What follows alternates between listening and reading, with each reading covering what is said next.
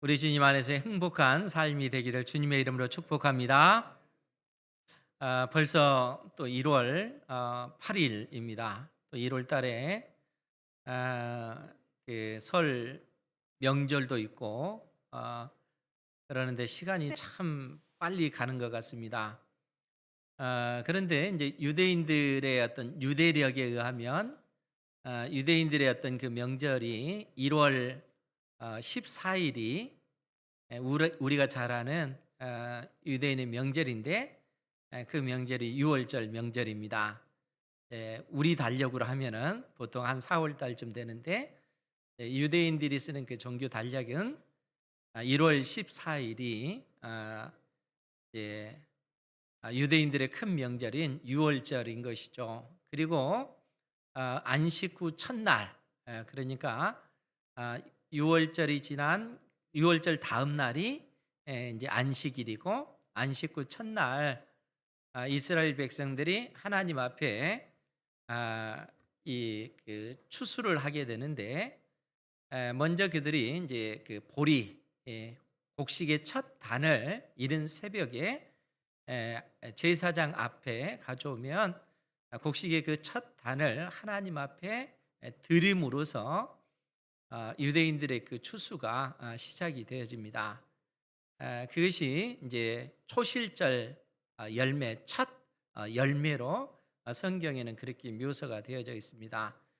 그때로부터 이제 보리 추수가 시작이 되어지고, 그 다음에 밀 추수가 이루어지고, 약 한 2달 동안 이러한 어떤 추수가 진행이 되어져요.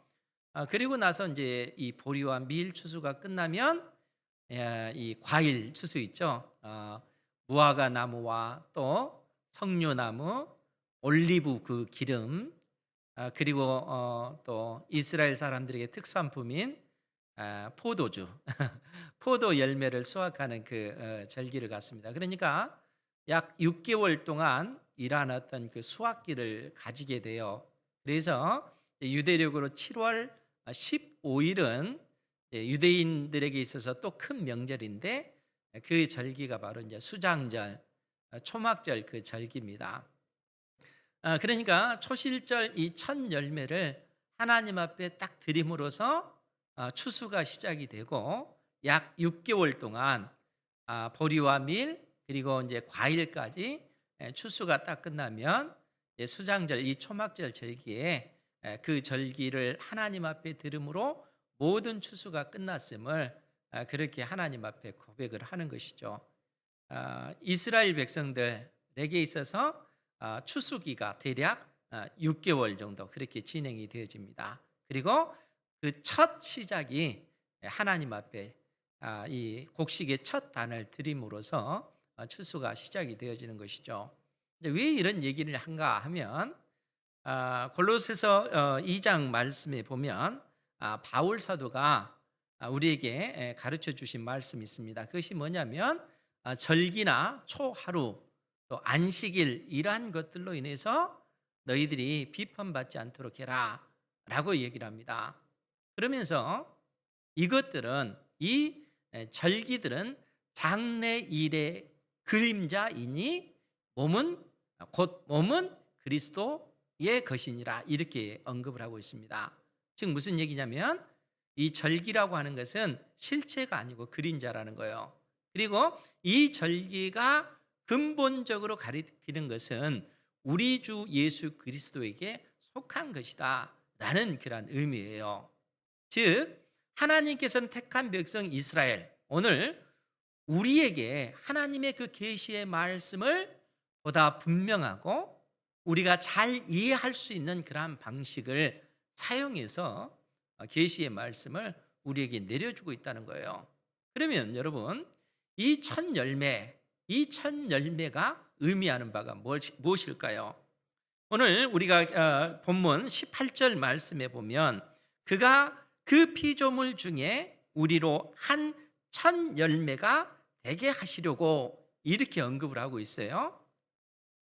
그러니까 이 첫 열매, 야고보 장로가 이 첫 열매를 언급할 때는 이미 초실절 첫 열매를 염두에 두고 이 말씀을 하고 있는 것입니다. 그런데 우리가 로마서 8장 23절 읽기 잘하는 말씀이잖아요. 바울 사도가 우리에게 하는 말씀이 뭐냐면 성령의 처음 익은 열매를 받은 우리까지도 속으로 탄식하여 양자될 것 곧 몸의 속량을 기다리느니라, 이렇게 언급을 하고 있다는 거예요. 성령의 처음 익은 열매를 받은 우리까지도, 즉 그 말은 예수 그리스도를 믿음으로 말미암아 우리가 구원받은 상태를 이처럼 이야기를 하는 겁니다. 예수 믿는 사람들은 하나님의 성령께서 이미 우리 안에 임하고 계십니다. 구원받은 백성이라는 얘기예요. 이미 예수님을 믿는 하나님의 자녀들은 이미 우리는 구원을 받았다는 거예요. 그런데 바울 사도는 거기서 뭐라고 얘기합니까? 속으로 탄식한다는 거예요. 성령의 처음 익은 열매를 받은 우리도 속으로 탄식한다는 거예요.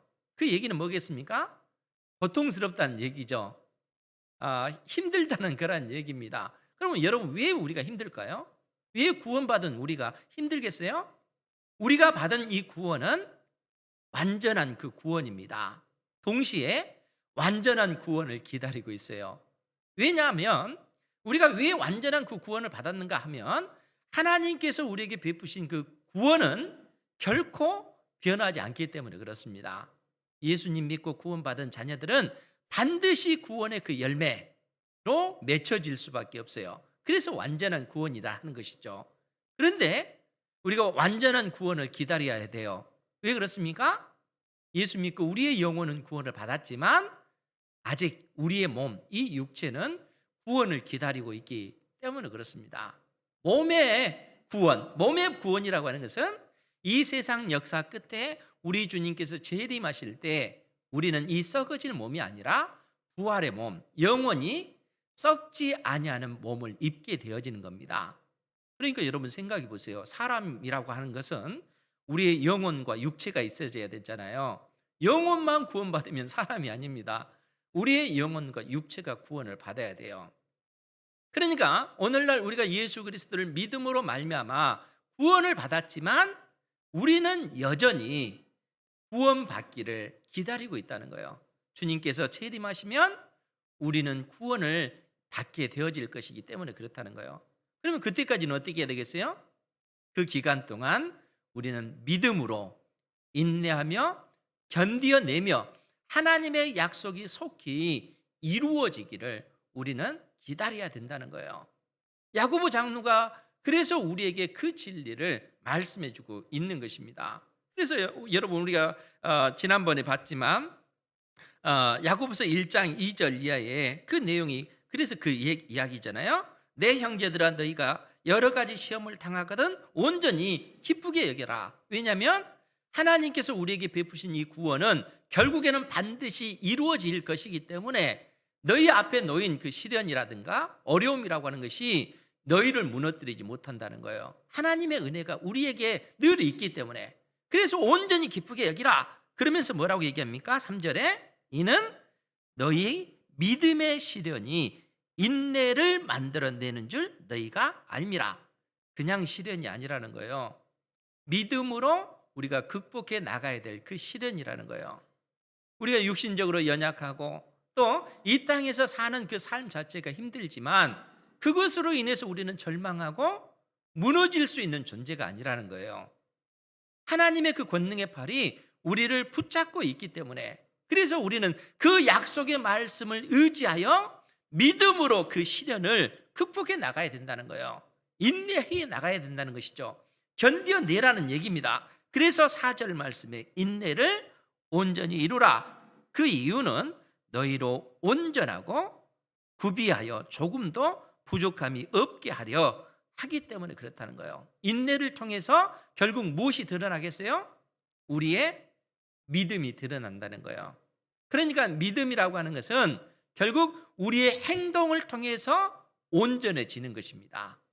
믿음은 행동과 행위와 구별된 것이 아니라는 거예요. 밀접하게 연관되어 있다는 거예요. 우리가 하나님을 믿으면 그 믿음은 반드시 우리의 행동으로 나타나야 된다는 거예요. 믿음의 사람들은 하나님의 약속의 말씀을 믿기 때문에 믿음으로 우리 인생을 경영해 가는 것입니다. 절망하는 것 아니에요. 무너지는 것 아닙니다. 인내하는 겁니다. 견뎌내는 것입니다. 그리고 그 견뎌내는 과정을 통해서 우리의 믿음 있음을 나의 삶을 통하여 드러냄으로써 내가 가지고 있는 그 믿음이 온전해진다는 거예요.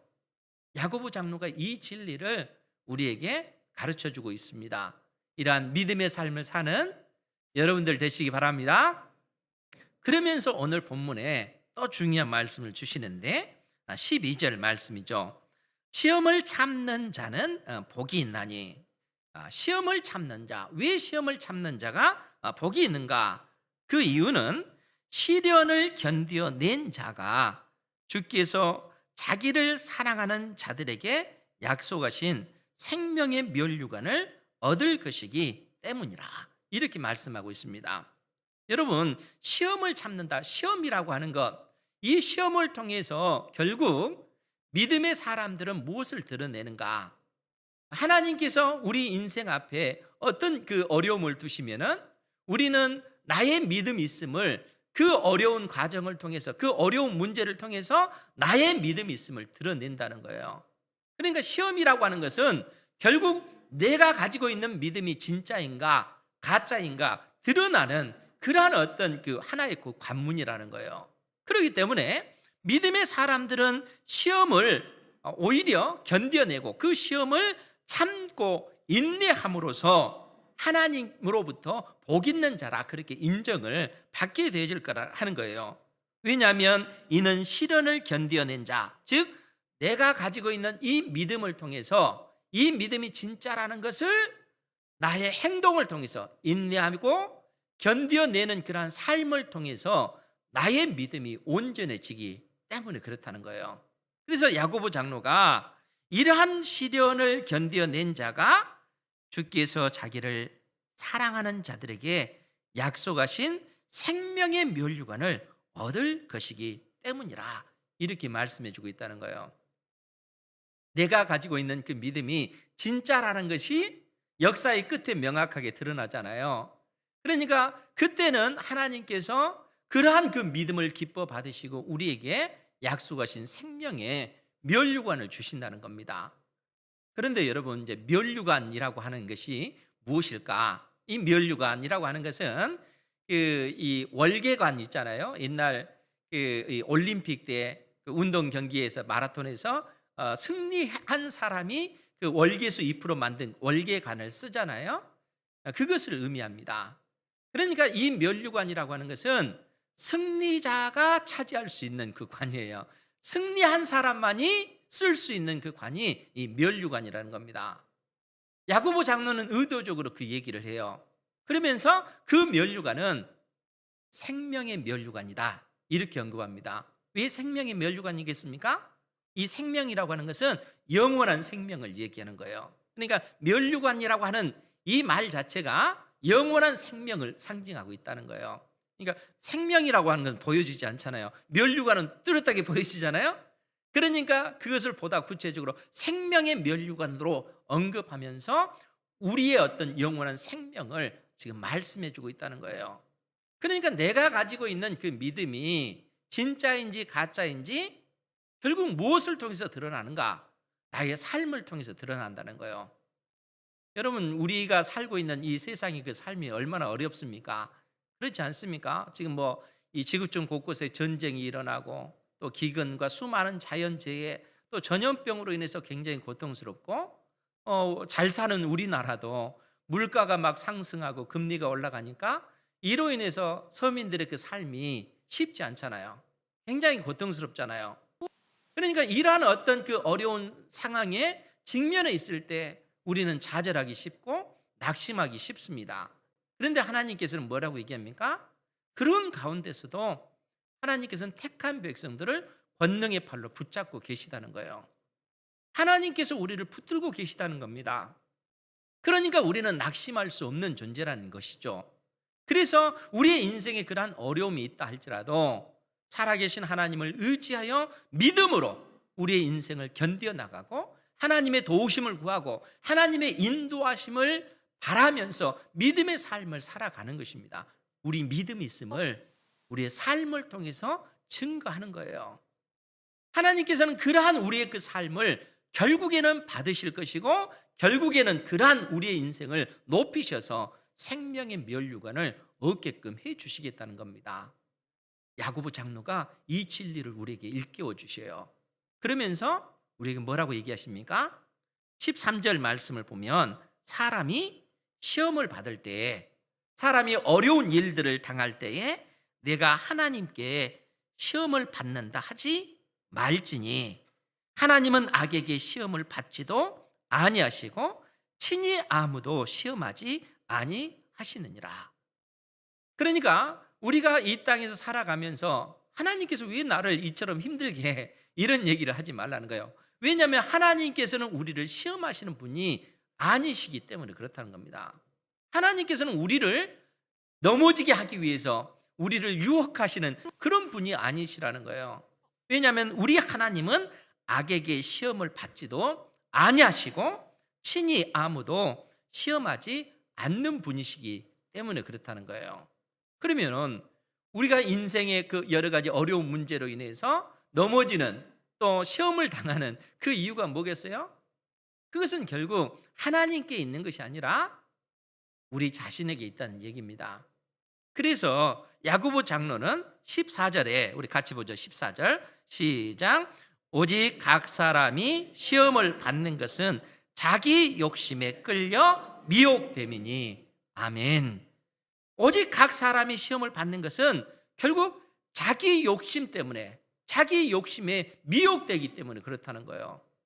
그러니까 우리가 이 땅에서 넘어지고 좌절하고 낙심하는 그 이유는 다른 데 있는 것이 아니라 나에게 있는 내 욕심 때문에 결국 우리가 시험에 든다는 거예요. 그러면 여러분, 이 욕심이라고 하는 그 의미가 무엇일까요? 어떨 때 사람들에게 욕심이라고 하는 이 표현을 씁니까? 그런데 이 원어를 보면은 이 욕심이라고 하는 단어가 에피디미아라고 하는 그 단어예요. 그 본뜻은 강한 열망을 얘기해요. 강한 열망. 그러니까 이 에피디미아라고 하는 단어 자체가 욕심이라고 하는 그 말이 아니고 실상은 강렬한 그 소망을 뜻하는 거예요. 그런데 여러분, 이런 강렬한 그 소망은 모든 사람에게 다 있습니다. 그렇지 않습니까?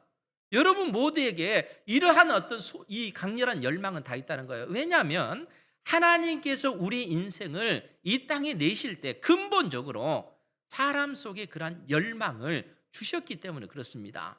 우리에게 눈이 있잖아요. 코도 있잖아요. 입도 있잖아요. 그러한 강렬한 열망 자체도 모든 사람에게 다 하나님께서 주신 거라는 거예요. 그러니까 이 강한 그 열망은 나쁜 것이 아닙니다. 중립적인 것이에요. 그러니까 이 열망을 가지고 어떤 사람들은 내가 내 인생을 멋지게 살아야 되겠다, 내가 사업을 해서 성공할 거야, 이 열망을 가지고 일을 하잖아요. 이게 나쁜 것입니까? 그렇지 않다는 거예요. 그 열망은 참으로 좋은 것입니다. 자기 인생을 아름답게 하기 위하여 그렇게 살아가는 것이 우리 인생의 그 본분이기 때문에 그래요.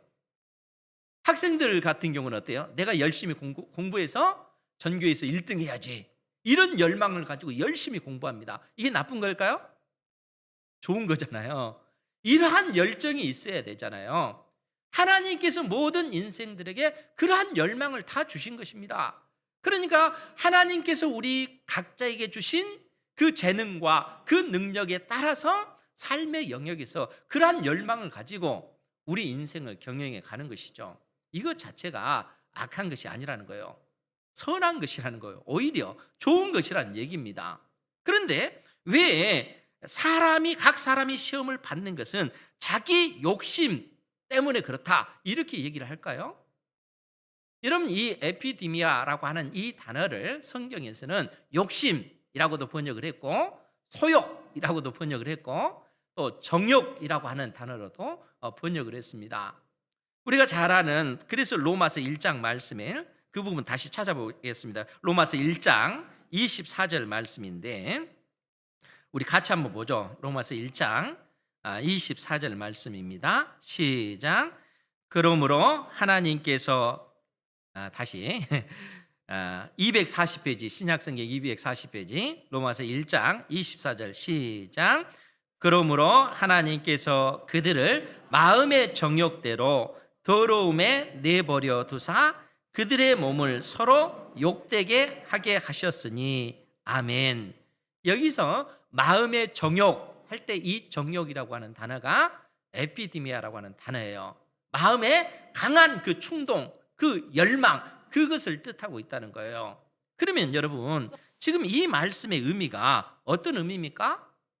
지금 로마서 1장 18절 말씀에 보면 하나님의 진노가 불의로 진리를 막는 사람들의 모든 경건하지 않음과 불의에 대하여 하늘로부터 나타나나니, 하나님의 그 진노가 진리를 막는 자들에게 나타난다는 거예요. 하나님의 진노가 진리를 막는 자들에게 쏟아 부어진다는 거예요. 그러면서 하나님께서 뭐라고 말씀하시냐면 19절에 이는 하나님을 알만한 것이 그들 속에 보임이라. 하나님께서 이를 그들에게 보이셨느니라. 창세로부터 그에 보이지 아니하는 것들 곧 그의 영원하신 능력과 신성이 그가 만드신 만물에 분명히 보여 알려졌나니 그러므로 그들이 핑계하지 못할지니라. 하나님께서 온 세상을 창조하시고 하나님께서 온 세상을 운행해 가시는 그 모든 것을 인생들이 알 수밖에 없다는 얘기입니다.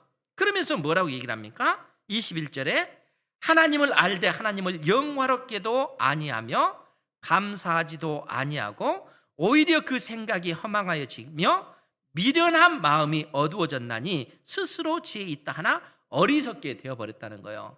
우리 인생이 그렇다는 거예요. 사람이. 그러니까 하나님의 형상대로 창조한 받은 인생이 스스로 지혜 있다라고 하면서 썩어지지 아니할 하나님의 그 영광을 썩어질 우상의 그 모습으로 만들어버린 겁니다. 땅에 있는 어떤 짐승이나 이 땅 아래에 있는 것, 땅 위에 있는 이러한 어떤 그 피조물의 그 형상을 만들어서 썩어지지 아니할 하나님의 그 형상을 이 우상의 그 모습으로 만들어버렸다는 거예요. 스스로 지혜 있다고 하는 인간들이 하나님의 진리를 거짓된 것으로 바꾸어 버린 것입니다. 그러니까 그처럼 부패한 그 인생의 그 모습을 하나님께서 보시고 23절부터 볼게요. 썩어지지 아니하는 하나님의 영광을 썩어질 사람과 새와 짐승과 기어다니는 동물 모양의 우상으로 바꿨느니라. 그러므로 하나님께서 그들을 마음의 정욕, 그들의 마음에 원하는 강한 열망대로 더러움에 내버려 두사 그들의 몸을 서로 욕되게 하게 하셨으니 이는 그들이 하나님의 진리를 거짓 것으로 바꾸었기 때문에 그렇다라는 얘기예요. 진리를 거짓된 것으로 바꾸어버리는 것입니다. 하나님 대신에 우상을 하나님으로 섬겨버리는 이러한 악을 인생들이 자행했다는 거예요. 지금 그러한 그 모습을 얘기해 주고 있습니다. 그런데 여기서 그치지 아니하고 26절에 뭐라고 얘기하냐면 이 때문에 하나님께서 그들을 부끄러운 욕심에 내버려 두셨으니 곧 그들의 여자들도 순리대로 쓸 것을 바꾸어 영리로 쓰며 그와 같이 남자들도 순리대로 여자 쓰기를 버리고 서로 향하여 음욕이 불릴듯 하매 남자가 남자와 더불어 부끄러운 일을 행하여 그들의 그릇 때문에 상당한 보응을 그들 자신이 받았느니라. 무슨 얘기겠어요? 하나님께서 내신 그 진리가 뭡니까? 하나님께서 내신 법칙이 뭐겠습니까? 태양이 동쪽에서 떠서 서쪽으로 지듯이 하나님께서는 자신의 형상대로 남자와 여자를 창조하시고 남자와 여자가 서로가 서로를 사랑해서 한 남자와 한 여자가 만나서 가정을 이루도록 그렇게 해주셨다는 거예요. 그러니까 사랑하는 성도 여러분, 하나님께서 우리 인간들에게 남자들에게 본능적으로 여자를 사랑하게끔 해주셨습니다. 여자들은 본능적으로 남자를 사랑하게 해주셨어요. 하나님께서 내신 법이 한 남자와 한 여자가 결혼해서 가정을 이루는 것입니다. 그것이 하나님의 법이라는 거예요. 하나님의 질서고 하나님께서 내신 법칙이라는 겁니다. 그런데 문제는 뭡니까? 마땅히 남자는 한 여자를 사랑해야 되고 한 여자도 한 남자만을 사랑해야 되는데 그 열망이 넘쳐서 한 남자가 한 여자가 아니라 두 여자, 세 여자 이렇게 사랑하는 거예요. 한 여자도 한 남자가 아니라 두 남자, 세 남자 이렇게 사랑하는 거예요. 그것은 뭐겠어요? 그 열망이 하나님께서 제시하신 그 기준을 넘어서는 거라는 거예요. 그것이 욕심이라는 거예요. 그것이 하나님 앞에 범죄하는 그 길이라는 거예요. 하나님께서 내신 그 진리의 그 길을 벗어나는 것이 죄라는 것입니다. 하나님께서는 분명히 우리에게 그렇게 말씀해 주셨는데 이 타락한 인생들은 거기서 한 걸음 더 나가 어떻게 해요? 남자가 남자를 사랑하는 거예요. 여자가 여자를 사랑하는 거예요. 하나님께서 마땅히 우리에게 주신 그 열망이 하나님께서 우리에게 주신 그 길에서 벗어나서 범죄하는 그 길로 가버리고 만 것입니다. 그것이 에피디미아라고 하는 이 단어예요. 그러니까 이러한 그 열망은 마땅히 성령 안에서 하나님의 말씀을 의지하여 그 말씀을 순종하며 지켜나가는 그러한 것에 그 열망이 사용되어져야 되는 것이죠. 하나님의 약속의 말씀을 믿고 그 말씀을 의지하여 인내하고 견뎌내고 그 진리에서 벗어나지 아니하고 하나님의 약속을 붙잡고 믿음으로 나가는 나의 믿음 있음이 나의 삶을 통해서 그렇게 드러나야 된다는 거예요. 나의 열망이 그렇게 드러나야 된다는 것입니다.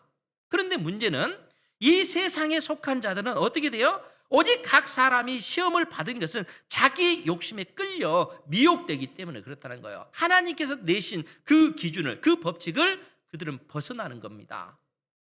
여러분 창세기 2장 3장에 보면 최초의 사람 아담과 하와가 나왔잖아요. 그리고 하나님께서 아담과 하와에게 어떤 명령을 주셨습니까? 동산에 있는 모든 과일, 나무의 어떤 그 열매는 너희들이 먹어도 된다. 자유롭게 먹어라. 그러나 선악을 알게 하는 나무의 열매를 먹지 말라. 너희들이 먹게 되면 정녕 죽으리라. 이렇게 말씀해 주셨잖아요. 그런데 나중에 이 사단의 꾀임에 빠져서 하와가 어떻게 합니까? 그 열매를 보니까 보암직하고 먹음직하고 그것을 먹기만 하면 정말 지혜롭게 하는 하나님과 같은 그러한 어떤 것처럼 만들어줄 것 같은 그러한 유혹을 받잖아요. 하나님께서 분명히 말씀하셨잖아요. 먹으면 반드시 죽을 것이다. 말씀하셨잖아요. 그 기준을 하나님께서 내신 그 법을 그가 벗어남으로써 결국 어떤 일이 벌어지는 거예요? 그 욕심이 잉태해서 죄를 낳고 그 죄가 장성해서 사망을 낳는 이 길로 가잖아요. 지금 야고보 장로가 우리에게 해주는 말씀이 바로 그 얘기입니다. 오직 각 사람이 시험을 받는 것은 자기 욕심에 끌려 미혹되느니 욕심이 잉태한 즉 죄를 낳고 죄가 장성한 즉 사망, 영원한 그 죽음을 낳느니라. 결국 이렇게 얘기한다는 거예요. 그러니까 우리 속에 그런 믿음이 없고 그 믿음을 그가 가지고 있는 것이 참 믿음이 아닐 경우 거짓된 것일 경우 그의 삶을 통해서 이렇게 드러날 수밖에 없다는 거예요. 그래서 야고보 장로는 믿음이라고 하는 것은 어떤 지식이 아니다 이렇게 얘기하는 거예요. 믿음이라고 하는 것은 내가 아는 지식 그게 믿음이 아니고 믿음이라고 하는 것은 내가 가지고 있는 그 지식을 나의 삶을 통해서 드러내는 것이다. 믿음은 나의 삶을 통해서 온전해지는 것이다. 완성되어지는 것이다. 라고 말씀해 주고 계시는 겁니다. 야고보서가 결국 우리에게 그 얘기를 해주고 있는 거예요. 행함으로 우리가 구원을 받아라 그 얘기 아니에요. 믿음으로 우리가 구원을 받는데 그 믿음이라고 하는 것은 우리의 삶을 통해서 온전해지는 것이다. 이렇게 말씀하고 있다는 거예요. 그러니까 우리가 가지고 있는 믿음이 진짜라면은 결국 무엇을 통해서 드러나야 되겠습니까? 나의 삶을 통해서 힘들지만 어렵지만 고통스럽지만 하나님의 약속의 말씀이 진리인 것을 믿고 그 말씀을 의지하여 인내하고 견뎌내며 장차 하나님께서 온전한 그 구원 몸의 부활을 입기까지 이 땅에서 견뎌내는 그러한 삶을 살아야 한다는 거예요. 그러한 삶을 사는 여러분들 되시기 바랍니다. 믿음에 관해서 그래서 오해하면 안 되는 거예요. 이 믿음은 반드시 행함과 같이 움직여지는 것이다 라고 야고보 장로가 그래서 우리에게 가르쳐주고 있습니다. 그러면서 우리에게 뭐라고 얘기합니까? 16절 같이 봅니다. 시작. 내 사랑하는 형제들아 속지 말라. 아멘. 속지 말라. 내 사랑하는 형제들아, 속지 말라. 우리를 향해서 지금 속지 말라라고 얘기하는 겁니다. 마치 믿음이 지식만, 내가 알고 있는 그 지식이 믿음인 것인 양 속지 말라. 하나님께서는 그렇게 말씀하셔요. 하나님께서는 너희들을 미혹하는 존재냐? 그런 분이 아니시라는 거예요. 너희들이 미혹되어지는 것은 너희들 속에 있는 그 욕심 때문에 그렇다는 거예요. 하나님의 말씀을 붙잡지 아니하고 그 길에서 벗어나기 때문에 너희들이 미혹되어지는 거라는 거예요. 그로 인해서 너희들이 실패한다는 얘기죠. 그러니까 속지 말라. 너희들이 진정 하나님의 약속의 말씀을 붙잡고 그 진리의 그 길을 걸어가라 라고 얘기합니다. 그러면서 야고보 장로는 하나님께서 그러한 자녀들에게 베푸실 그 은혜에 관해서 17절에서 뭐라고 말씀하시냐면, 우리 하나님께서는 온갖 좋은 은사와 온전한 선물이 다 위로부터 빛들의 아버지께로부터 내려오나니 그는 변함도 없으시고 회전하는 그림자도 없으시니라. 온갖 좋은 은사라고 하는 것은 하나님께서 우리에게 은혜로 주신 선물을 얘기하는 거예요. 그러니까 온갖 좋은 그 은사와 온전한 선물이 다 위로부터, 하늘로부터, 빛들의 아버지께로부터 내려온다라고 지금 야고보 장로는 말합니다. 빛들의 아버지, 왜 빛들의 아버지라 이렇게 얘기했겠어요? 이 빛을 내는 그런 물체가 뭡니까? 하나님께서 빛을 내도록 내도록 창조하신 것, 하늘에 있는 해, 그렇죠? 그리고 달, 별들, 빛을 내잖아요. 그러니까 그 빛이 하늘에서 쫙 우리에게 비춰지듯이 지금 그러한 어떤 그 광경을 우리 하나님께서는 이 빛들의 아버지, 이 빛을 내는 모든 것들을 창조하신 하나님이시다라는 얘기입니다. 그래서 빛들의 아버지로 이렇게 상징적으로 표현하고 있는 거예요. 그런데 왜 이런 언급을 하겠어요? 이러한 우리 아버지께서는 온갖 좋은 은사와 온전한 선물을 마치 하늘에서 빛이 쫙 비치듯이 택한 자녀인 우리에게 그처럼 부어주고 계시기 때문에 그렇습니다. 그러면서 뭐라고 얘기합니까?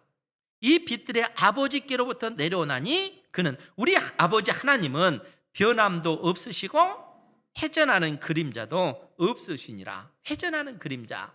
여러분, 하나님께서 그 광명체들을 창조했잖아요. 태양을 만드셨고 달도 만드셨고 별을 만드셨잖아요. 그런데 여러분, 그 태양 빛이 쫙 비춰지면 그림자가 있습니까? 없습니까? 비춰지는 곳은 없지만 그 이면에는 또 그림자가 만들어지잖아요. 그렇죠? 달빛도 역시 마찬가지고 별빛도 마찬가지입니다. 그런데 하나님께서는 뭐라고 말씀하셔요? 야고보 장로를 통해서 그는 변함도 없으시고 회전하는 그림자도 없으시니라. 빛 자체시라는 거예요. 그림자 자체가 없는 온전한 그 빛을 우리에게 부어주시는 분이시라는 겁니다. 그러니까 온갖 은혜로운 그 선물과 온전한 선물을 우리에게 부어주시는 분, 우리를 미혹하는 분이 아니시라는 거예요. 우리를 하나님의 사람답게, 믿음의 사람답게 살아갈 수 있도록 돕는, 변함없는 그러한 하나님이시지 우리를 미혹하신 그러한 하나님이 아니시라는 얘기입니다. 우리 아버지 하나님은 바로 그런 분이시라는 거예요. 그림자도 없는, 회전하는 그림자도 없는 그러한 분이시요, 그러한 아버지께서 우리를 바라보고 계시고 불꽃 같은 눈동자로 우리를 살피시고 그의 권능의 팔로 우리를 붙드셔서 우리가 믿음의 삶을 살아가기를 주님께서는 독려하고 계시고 우리를 돕고 계시는 아버지시라는 것입니다. 우리 하나님을 온전히 의지하시기 바랍니다. 그러니까 우리는 낙심할 수도 없고 절망할 수도 없어요. 믿음이 있는 사람들은 그런 것입니다. 믿음의 사람들은 우리의 그 믿음이 있음을 결국 우리의 삶을 통해서 드러낼 것이기 때문에 그런 것이죠. 그러면서 뭐라고 얘기합니까? 우리 18절 말씀 같이 볼까요? 시작. 그가 그 피조물 중에 우리로 한 천 열매가 되게 하시려고 자기의 뜻을 따라 진리의 말씀으로 우리를 낳으셨느니라. 아멘. 그래서 여기서 천 열매가 등장하는 거예요. 그가 그 피조물 중에 우리로 한 천 열매가 되게 하시려고. 그러니까 우리 개인에게 적용하면 우리는 이미 성령의 천 열매를 받은 존재죠. 그리고 몸의 부활을 기다리고 있다는 거예요. 몸의 부활을 기다리고요. 그러니까 지금 그 야고보 그 바울 사도가 그래서 로마서 이 8장에 보면 우리로 하여금 뭐라고 말씀하시냐면 로마서 8장 24절 25절에 보면 우리가 소망으로 구원을 얻었음에 이제 우리 주님께서 재림하실 때 몸의 부활을 입기 때문에 우리가 소망 가운데 주님을 바라보고 있기 때문에 그런 거예요. 그래서 우리가 소망으로 구원을 얻었음에 보이는 소망이 소망이 아니니 보는 것을 누가 바라리요? 만일 우리가 보지 못하는 것을 바라면 참음으로 인내하면서 기다릴지니라. 성령의 처음 익은 열매를 받은 우리는 그래서 우리 주님께서 이 땅에 재림하실 때까지 인내하면서 견뎌내면서 참아내면서 하나님의 약속의 말씀을 붙잡고 믿음의 삶을 살아가는 거예요. 나의 믿음이 있음을 나의 행위를 통해서 드러내는 것입니다. 온전한 믿음임을 나의 삶을 통해서 증거하는 것이죠. 그것이 바로 성령의 처음 익은 열매, 성령의 첫 열매라는 거예요. 그런데 야고보 장로는 오늘 18절 말씀에서 그가 그 피조물 중에 우리로 한 첫 열매가 되게 하시려고 그 피조물이 뭐겠어요? 이 땅에 있는 모든 그 피조 세계를 얘기하는 거예요. 그러니까 우리 하나님께서 그 피조물 중에 우리로 첫 열매가 되게 하셨다는 거예요. 그래서 여러분 로마서 8장 말씀을 우리가 이 면밀하게 살펴보면 바울 사도가 어떤 말씀을 하고 있냐면 모든 피조물들이 고대하는 것, 모든 피조물들이 간절히 사모하고 고대하는 것은 하나님의 아들들이 나타나는 것이니 이렇게 언급을 하고 있어요. 모든 피조물. 왜 그러겠어요? 이 죄와 사망의 이 권세는 사람뿐만 아니라 온 피조계가 이 죽음의 권세 아래 놓여있기 때문에 그렇다는 거예요. 사람만 고통당하는 것이 아니라 온 피조계가 그 죄의 그 저주로 말미암아 신음하고 고통하고 있다는 거예요. 그래서 의인화시켜서 이 피조물들이 참으로 고대하고 간절히 사모하는 것은 하나님의 아들들이 나타나는 것이니 여기서 하나님의 아들들이 의미하는 것은 온전한 구원을 입은 부활의 몸을 입은 하나님의 백성들. 왜냐하면 그때는 온 세상이 사람뿐만 아니라 택한 백성들뿐만 아니라 온 세계가 구원을 입기 때문에 그렇다는 거예요. 우리 주님께서 이 땅에 재림하실 때는 이제는 온 세상에 새 하늘과 새 땅이 이루어지기 때문에 그렇다는 거예요. 그래서 야고보 장로는 오늘 18절 말씀에서 그가 우리 주님께서 우리 하나님께서 그 피조물 중에 우리로 한 첫 열매가 되게 하시려고 자기의 뜻을 따라 진리의 말씀으로 우리를 낳으셨느니라. 우리가 구원의 첫 열매가 되었다는 거예요. 모든 피조물 가운데서. 그러면 우리가 이 모든 피조물 가운데서 하나님께서 우리를 택한 백성으로 첫 열매로 부르셨다면 우리는 이 땅에서 어떻게 살아야 되겠습니까? 여러분 이 피조 세계를 보세요. 지금 러시아와 우크라이나 그 전쟁으로 인해서 얼마나 무수한 인생들이 죽습니까? 그런데 사람만 죽습니까? 온 피조 세계가 이로 인해서 신음을 하고 있잖아요. 그러니까 전염병뿐만 아니라 수많은 자연재해, 이 죄와 죽음의 그 영향 아래에 있는 온 세상이 이러한 어떤 상황 속에 있다는 거예요. 그러한 상황 속에서 구원받은 우리가 살아가고 있습니다. 그럼 우리는 어떻게 살아야 되겠습니까? 우리의 그 소망은 눈에 보이는 소망이 아니잖아요. 장차 이 땅에 우리 주님께서 재림하실 때 완전해질 그 세상, 새 하늘 새 땅이 이루어지고 우리 역시 몸의 부활을 입을 뿐만 아니라 영원한 하나님의 나라 새 하늘과 새 땅을 상속받는 자로 우리가 서게 될 거라는 거예요. 하나님께서 역사를 그렇게 만들어가고 계셔요. 이끌어가고 계시다는 겁니다. 그래서 지금도 하나님께서는 불꽃 같은 눈동자로 온 세상을 살피시고 택한 백성들이 믿음 가운데 살아갈 수 있도록 하나님께서는 변함없이 우리에게 은혜의 그 빛을 비춰주고 계시다는 거예요. 이 믿음 가운데 살아가시기 바랍니다. 하나님께서 우리를 그러한 존재로 불러내셨다는 거예요. 그러니까 내 안에 구원받은 하나님의 백성으로서 내가 이 성령의 첫 열매를 받았다면은 우리가 그러한 믿음의 삶을 살아가야 되는 거예요. 나의 믿음이 있음을 나의 삶을 통해서 드러내야 된다는 것이죠. 그것을 통해서 나의 믿음이 온전해지기 때문에 그런 것입니다. 하나님께서 야고보 장로를 통해서 주신 이 진리의 말씀을 다시 한번 우리 마음에 깊이 새기시고 믿음의 삶을 살아감으로 여러분들의 믿음 있음이 여러분들의 삶을 통해서 증거되기를 주님의 이름으로 축원드립니다. 기도하겠습니다.